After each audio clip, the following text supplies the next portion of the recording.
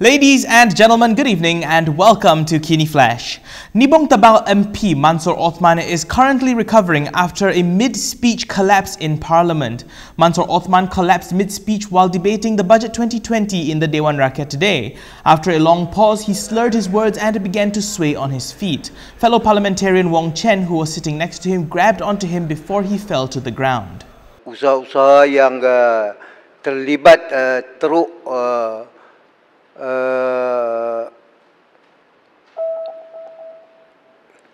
saya menibaratkan regulasi negeri. Ya, Wan Muhammad. Doktor. Sila berikan pertolongan cemas kepada Yang Muhammad.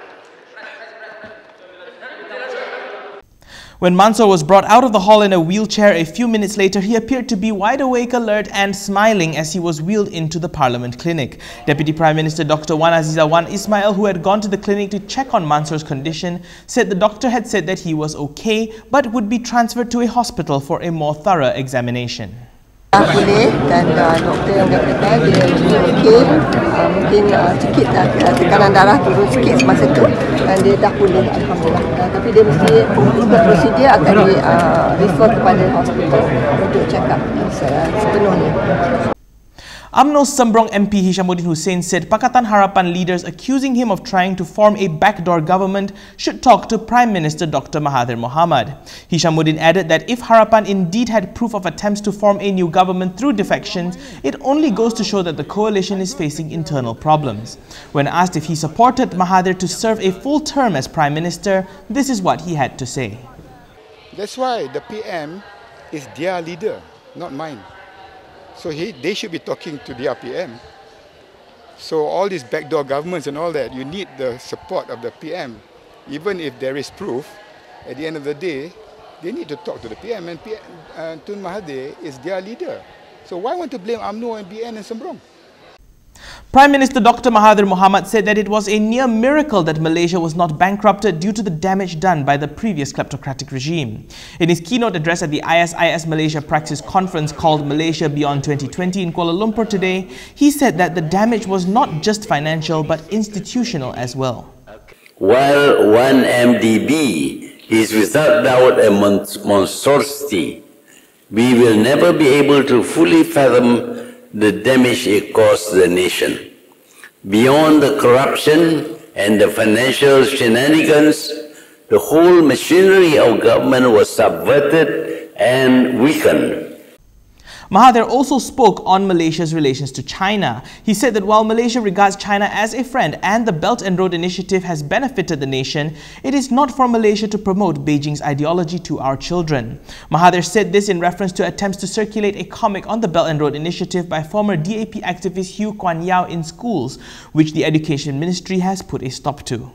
So that book, I think, is not good to influence the minds of our young people. The young people must understand the problems and the strategies and the policies of our own country first, so that when they come up against other people's strategies, they know their place.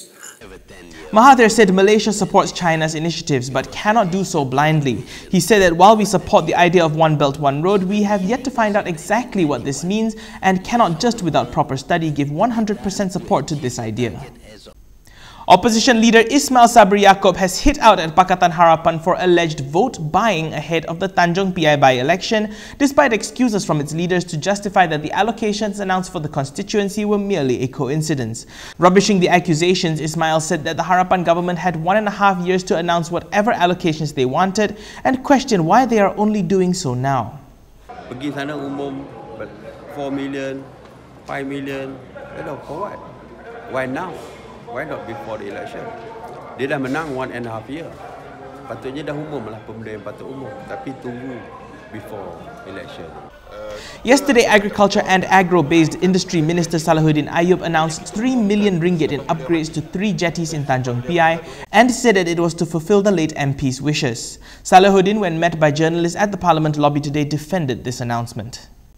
Now let's take a look at international headlines. Police and pro-democracy protesters battled once again on the streets of Hong Kong after 2 weeks of relative calm in the 5-month-long crisis. The rally has drawn broad-based support from regular citizens, including young families and the elderly. After 2 weeks of relative calm, thousands of people rallied in Hong Kong in defiance of attempts by the authorities to crack down on demonstrators on Sunday.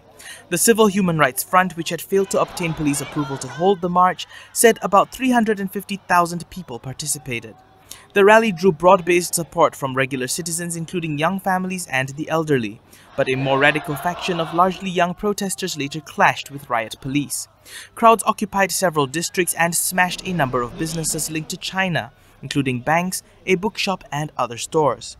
Protesters threw petrol bombs at the Tsim Sha Tsui police station after police inside fired tear gas to disperse demonstrators. Bonfires were also set as riot police with shields and batons charged at the crowds firing tear gas. Police also used water cannon trucks to disperse protesters, spraying jets of blue dye into the crowd and sending hundreds fleeing. The protest came after Hong Kong's leader Carrie Lam's annual policy speech last Wednesday, which failed to address any of the protesters' demands. This includes universal suffrage and an independent inquiry into alleged police brutality against protesters. Meanwhile, over in Chile, the government is also dealing with protests, and these protests are led by students, which began 2 weeks ago over fare hikes on public transport. This led to President Sebastián Piñera extending a state of emergency. Chile's government will extend a state of emergency to cities in its north and south after at least 7 people were killed amid violent clashes and arson attacks over the weekend. Chilean President Sebastián Piñera confirmed this in a late-night televised statement at the army headquarters in Santiago on Sunday. Protests led by students began 2 weeks ago over fare hikes on public transport. Santiago and other Chilean cities have been engulfed by several days of riots along with peaceful protests after the increase in public transport costs. The violence prompted Piñera to reverse the move and declare a state of emergency. There was transport deadlock in Santiago and chaos at the international airport on Sunday, where flights into and out of the capital were suspended or cancelled as crew members and airport staff were unable to get to work. Interior Minister Andres Chadwick told a news conference in Santiago that the decision to extend the emergency measure came amid an escalation of violence and vandalism. He cited 70 serious incidents of violence on Sunday, including the looting of 40 supermarkets and other businesses. Now, before we wrap up, here are several other highlights from today's news.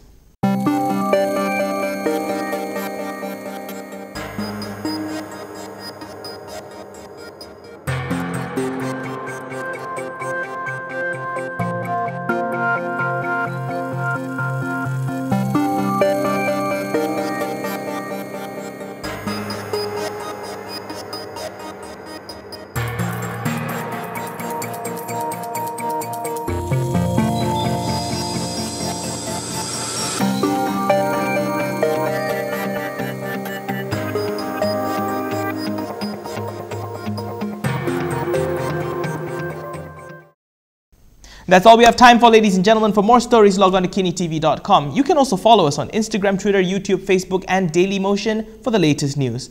I'm Daniel Anthony. Thank you for watching.